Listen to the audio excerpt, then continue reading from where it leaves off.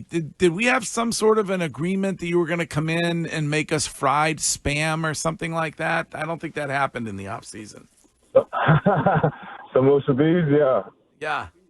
All right. Well, we're gonna have to try to find time to maybe bye week or something. I've been waiting for the frieds. What's it called again? Spam Musabis. Yes. What you said. Yes, I've been waiting. Greg, I don't know if spam's on the menu given the extension Jahlani got since we last spoke. I mean, you think he's doing? It's always on there. Oh, good. Yeah. Also, I don't want to talk only about food, but the Hawaiian bun, which is now used a lot when it comes to sliders. Oh, yeah, the Hawaiian rolls. The Hawaiian rolls. The best. Very good, Jelani. Underrated, I would say. Oh, yeah. Oh, At a time like this. I wish every store out here sold some. At a time like this, you shouldn't be giving any credit to Hawaii. They just beat New England out of the Little League World Series. That's true. Yes. So, yes. In this. Thanks economy. a lot. Yes, that is true. We were just about it. before we get to this preseason and the start of the season shortly. We were just talking about Mac Jones. Do you stay in touch with Mac? Have you talked to him at all? Yeah, I did. I texted him after their preseason game. He had a really good game this past week, so I definitely wanted to give him his congratulations, and I was excited to see him. Back to how he plays. Yeah. Jahlani, you've been in the league a long time. Kind of walk us through as you look at, Drake Maye and where he is and some of the younger guys. Walk us through the importance, in your opinion, on, live reps. We talk about, getting reps in preseason games and some of those, live reps that you'll actually be able to see out there. What's it like for, say, some of those younger guys, and how important is it for them versus maybe a guy like yourself who's been around and, it's more about, just getting the timing back?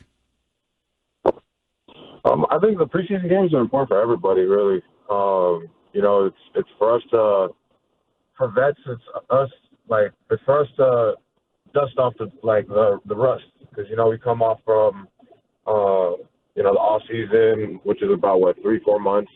And for defensive guy, we haven't tackled anybody for that, that short amount of time. So, it's really for us to get back to our fundamentals, our pad level being low and making sure that we, secure and make all our tackles. Because, during the preseason, it's a little sloppy out there. A lot of guys are missing tackles. So for us vets, it's just for us to touch up on our fundamentals. For the rookies and for the young guys, it's mostly for them to build experience, for them to know that they can perform in the NFL, that they can that they belong, So it's really for them to boost their I don't want to say their egos, but it's really just for them to build that experience and we'll call it confidence, really, to perform well and get ready to make the team or perform week one if they have the opportunity to. Jahlani, a 3-year extension for you this offseason. When we hear about the front office, it's usually in a negative light. For you, dealing with it firsthand, how was it dealing with the Patriots front office, to get this 3-year extension done? It was a long process, but it was worth the battle, I guess. But Elliot Wolf, Matt Groh, and Mayo, we finally got to an agreement. And we both were really excited and happy to, make things work. So it wasn't as bad as people thought, but definitely a long way.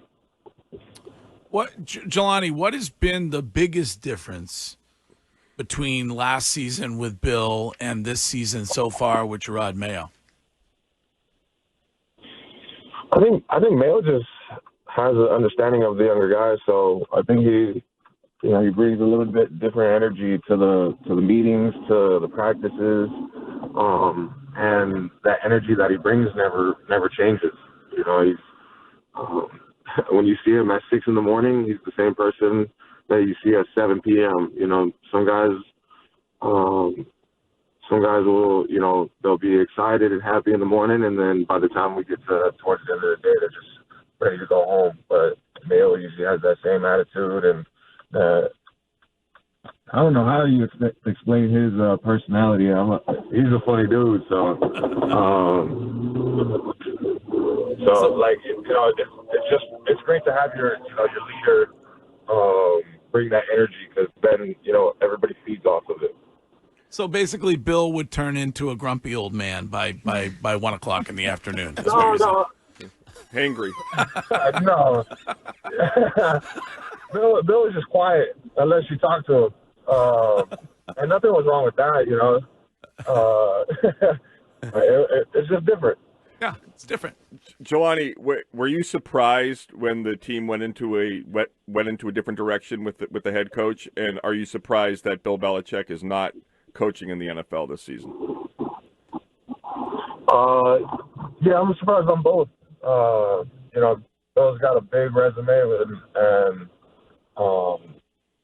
you know, you can't take away from him that he's the best coach in the, you know, in history or whatnot. But I have a feeling he'll get back into the league someday. But yeah, I'm still surprised that he didn't land the job. But I wish nothing but the best for Bill. Jahlani, you talk about Bill's leaving and his departure. Another guy in Matt Judon, very productive for you guys on the defensive side of the football, especially when it's getting after the quarterback. How do you replace that production on the field? And, you know, what were some of the things that he brought off the field that you and other guys are going to have to kind of step up to do to replace? Man, losing a guy like Judon is big. You know, that guy was such a vital key to our defense.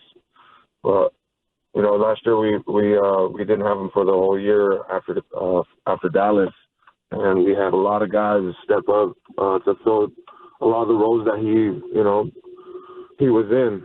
So we had guys like Anthony Jennings who stepped up, Uche, and, you know, kind of myself too at the time, because I was playing a lot of the OLV position.